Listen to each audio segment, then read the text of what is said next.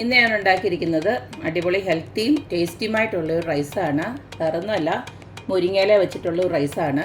സത്യം പറഞ്ഞാൽ ഞാനിത് ഉണ്ടാക്കി കുറച്ച് കഴിച്ചു കഴിഞ്ഞപ്പോൾ ഞാൻ വിചാരിച്ചത് ഞാനിത് നേരത്തെ ഉണ്ടാക്കിയില്ല, ഇതുവരെ ഒന്ന് ട്രൈ ചെയ്ത് നോക്കിയില്ല എന്നുള്ളത്.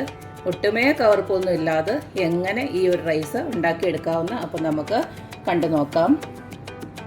നമ്മുടെ ഹെൽത്തി ആയിട്ടുള്ള മുരിങ്ങയില ചോറ് ഉണ്ടാക്കാനായിട്ട് നമുക്കൊരു 2-3 പിടി നല്ല മുരിങ്ങയില ഇതുപോലെ കഴുകി വൃത്തിയാക്കി റെഡിയാക്കി വെച്ചിരിക്കുകയാണ്. കുറച്ചേറെ എടുത്തോളൂ, കാരണം ഇത് നമ്മൾ എണ്ണയ്ക്കകത്തിട്ട് വഴറ്റുന്നുണ്ട്, ഇത് അത്രയൊന്നും ഉണ്ടാവില്ല. അപ്പോൾ കുറച്ചേറെ തന്നെ എടുത്ത് വെച്ചോളൂ. ഇതിലേക്ക് നമുക്ക് കുറച്ച് ചോറാണ് വേണ്ടത്. ഞാൻ ബസ്മതി റൈസാണ്. ഞാൻ ഇത് ഇന്നലെ തന്നെ വേവിച്ച്, അതായത് തലേന്ന് തന്നെ വേവിച്ച് ഫ്രിഡ്ജിനകത്ത് വെച്ചിരുന്നതാണ്.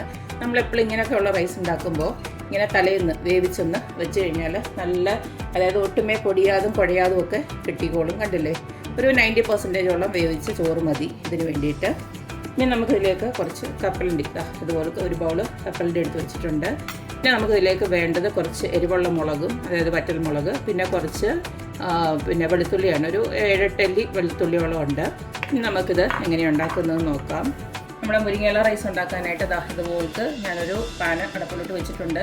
ഇതിലേക്ക് ഒന്നെങ്കിൽ നിങ്ങൾക്ക് ബട്ടർ ഇട്ട് കൊടുക്കാം, അല്ലെങ്കിൽ നെയ്യാണ് ഇട്ട് കൊടുക്കേണ്ടത്.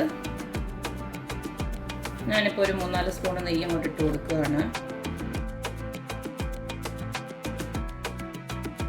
ഇതിലേക്ക് നമ്മൾ നേരത്തെ റെഡിയാക്കി വെച്ചിരുന്ന വെളുത്തുള്ളിയും അതുപോലെ തന്നെ മുളക് കൂടെ എണ്ണ ഇട്ട് കൊടുക്കുകയാണ്.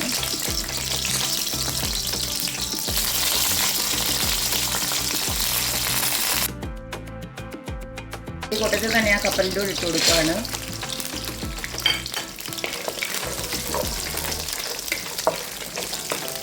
ഇതെല്ലാം ഒന്ന് ജസ്റ്റ് ഒന്ന് മൂത്ത് വരണം. അപ്പോൾ നമ്മളിട്ട് കൊടുത്ത എല്ലാം ഇതുപോലത്തെ ഒന്ന് നിറം മാറി മൂത്ത് വരുന്നുണ്ട്. ഈ സമയം നമ്മൾ കഴുകി റെഡിയാക്കി വെച്ചിരിക്കുന്ന മുരിങ്ങയിലയോടെ അങ്ങോട്ട് ഇട്ട് കൊടുക്കാം.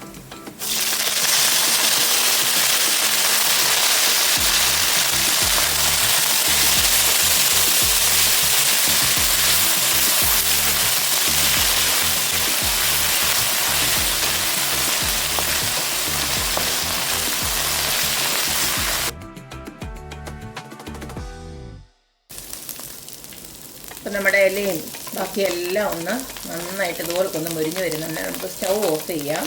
ഇതിന് ശേഷം നമുക്ക് ഇതൊന്ന് തണുക്കാനായിട്ട് മാറ്റി വെക്കാം. തണുത്തതിന് ശേഷം ഇതിനെ നമുക്കൊന്ന് പൊടിച്ചെടുക്കണം.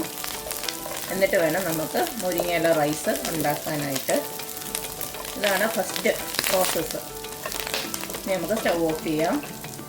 ഇലക്കൂട്ട് നന്നായിട്ടൊന്ന് തണുത്ത് വന്നപ്പോൾ ഇതുപോലൊക്കെ ഒന്ന് പൊടിച്ചെടുത്തിട്ടുണ്ട്. ഒത്തിരി ഫൈനായിട്ടല്ല, ജസ്റ്റ് ഒന്ന് പൾസ് മോഡിൽ 2-3 തവണ ഇതുപോലൊക്കെ ഒന്ന് അടിച്ചെടുത്തിട്ടുണ്ട്. ഇനി നമുക്കിത് ഉണ്ടാക്കാൻ തുടങ്ങാം. ഇപ്പം നമ്മൾ വറുത്തെടുത്ത ഈ സെയിം പാനിലോട്ട് തന്നെ 1 സ്പൂൺ നെയ്യൂടെ ഒന്ന് ഒഴിച്ച് കൊടുക്കുകയാണ്. നമ്മുടെ ആ ഒരു കാഷ്യൂ നട്ട് ഒന്ന് വറുത്ത് കിട്ടാൻ വേണ്ടിയിട്ട്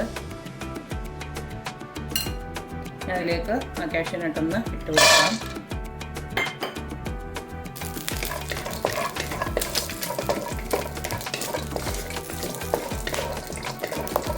കാഷ്യൂ നട്ടൊന്ന് മൂത്തതിന് ശേഷം നമ്മൾ ആ ഗ്രൈൻഡ് ചെയ്ത് വെച്ചിരിക്കുന്ന പേസ്റ്റ് ഉണ്ടല്ലോ, മുരിങ്ങയ്ക്ക പേസ്റ്റ്, അങ്ങോട്ട് ഇട്ട് കൊടുക്കാം.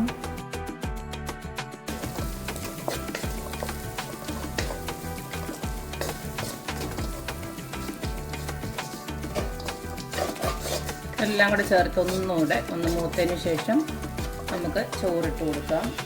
നമ്മളിതുവരെ ഉപ്പിട്ട് കൊടുത്തിട്ടില്ല, നമ്മൾ ചോറ് ഇട്ടതിന് ശേഷം ഉപ്പിട്ട് കൊടുക്കാം.